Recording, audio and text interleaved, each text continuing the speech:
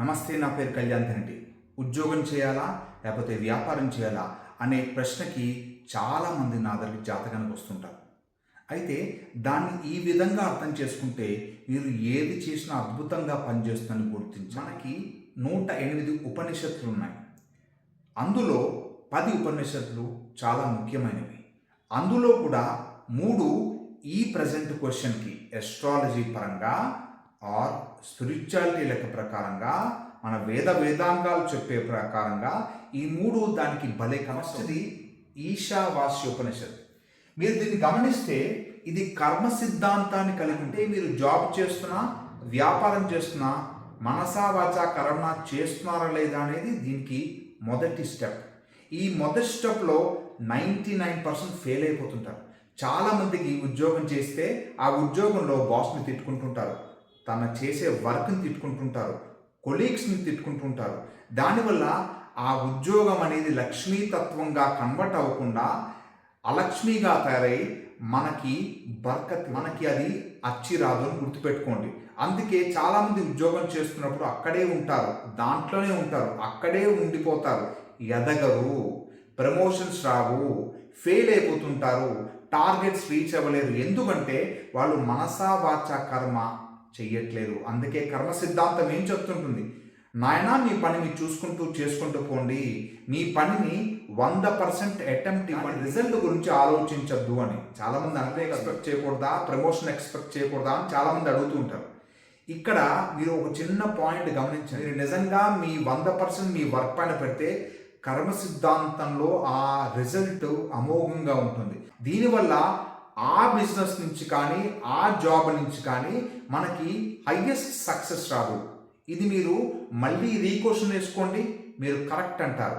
నేను మళ్ళీ ఏం చెప్తున్నానంటే మీరు చేసే ఉద్యోగం కానీ వ్యాపారం కానీ మీరు 100% చేస్తున్నారా లేదా అని క్వశ్చన్ వేసుకోండి. రెండో అంశం కేనోపనిషత్.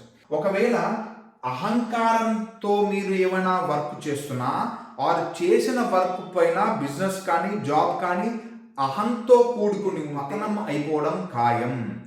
మీరు ఒకటి గుర్తుపెట్టుకోవాల్సింది, అహంకారంతో పాటు ఒక ఎక్సలెంట్ క్వాలిటీ ఉంటుంది. మీకు సిరి సంపద వచ్చినప్పుడు అది మీకు మనీ పరంగా అహంకారం తెప్పిస్తుందా, రోల్ పరంగా అంటే మీ పవర్, నేను బాస్, నేను దీనికి హెడ్ అనే దానిపైన మీకు అహంకారం తెప్పిస్తుందా, లేకపోతే మీ నాలెడ్జ్. ఈ 3, నాకున్న విద్య చాలా ఉన్నతమైంది, వేరే వాళ్ళకి అంత నాలెడ్జ్ లేదు కాబట్టి వాళ్ళు నా కింద బతుకుతారు, వాళ్ళు నా కింద స్లేవ్ అని ఈ 3 అహంకార శక్తులు ఒకవేళ మీలో ఉంటే మీరు ఉద్యోగం చేస్తున్నా వ్యాపారం చేస్తున్నా పతనం అవ్వడం ఖాయం. ఇది గుర్తుపెట్టుకుని అహంకారం లేకుండా ఉండడానికి ట్రై చేయండి.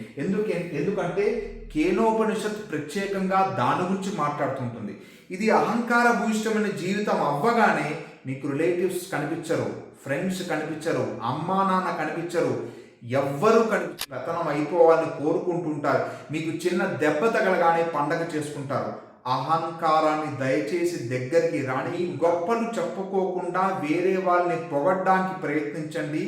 అప్పుడు అహంకారం అనేది తగ్గుతుంది. అహంకారం డబ్బుతో కానీ పవర్తో కానీ విద్యతో కానీ ఈ 3 మిమ్మల్ని డామినేట్ చేయకుండా ఉన్నప్పుడు మీకు అహం అనేది పెరగకుండా తగ్గి మీ వరకే ఉంటుంది.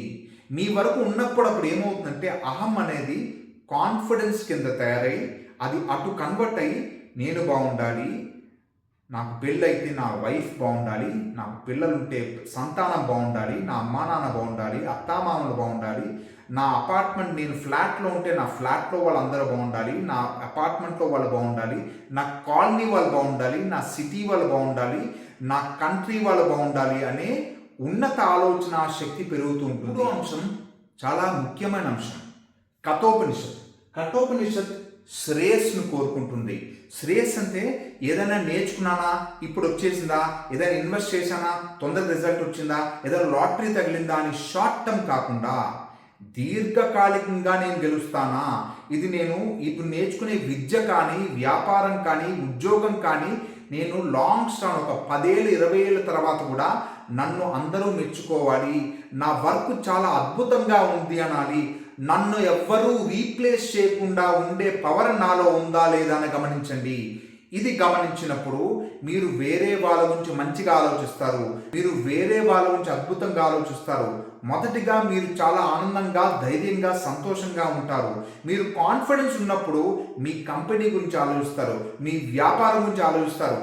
ఇది నెక్స్ట్ లెవెల్ ఎదగాలనే ఆలోచన శక్తి వస్తుంది తప్ప, ఇది లేకపోతే శ్రేయస్సు అంటే లాంగ్ టర్మ్ విజన్ లేకపోయినా మీరు చేసే పని పైన ఒక 5 ఏళ్ల ప్రణాళిక కానీ 3 ఏళ్ళు 5 ఏళ్ళు 10 ఏళ్ల ప్రణాళిక మీకు ఇప్పటి నుంచి కనిపించకపోతే మీరు రాంగ్గా హ్యాండిల్ చేస్తున్నారు, మీకు విజన్ లేదు అని అర్థమవుతుంటుంది.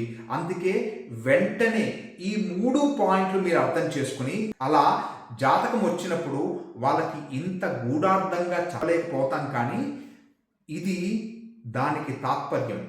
జాబా ఉద్యోగమా 10వ స్థానం చెక్ చేసుకుంటే, మీ 10th హౌస్ లార్డ్ చెక్ చేసుకుంటే దాంట్లో ఉద్యోగకారకుడైన గ్రహాలు ఎవరున్నాయి. ఒకవేళ పొరపాటుగా వాళ్ళు మేషంలో 10వ స్థానం అయ్యి శని ఉంటే అక్కడ ఖచ్చితంగా వాళ్ళ బాస్ ద్వారా ప్రెషర్ పడుతూ ఉంటారు. అంటే బాస్ని అసహించుకోవడం కాదు అక్కడ, బాస్ చాలా టఫ్, మీరు మాయ మాటలు చెప్పి తప్పించుకోలేరు, మీరు కేవలం వర్క్మెన్షిప్ వల్లే మెప్పు పొందుతారు తప్ప ఆయన్ని మస్కా కొట్టి విన్ చేయలేరని గుర్తుపెట్టుకోండి. ఇది ఒక అంశమే, జాతకం చెక్ చేస్తే చాలా తెలుస్తాయి. స్వస్తి.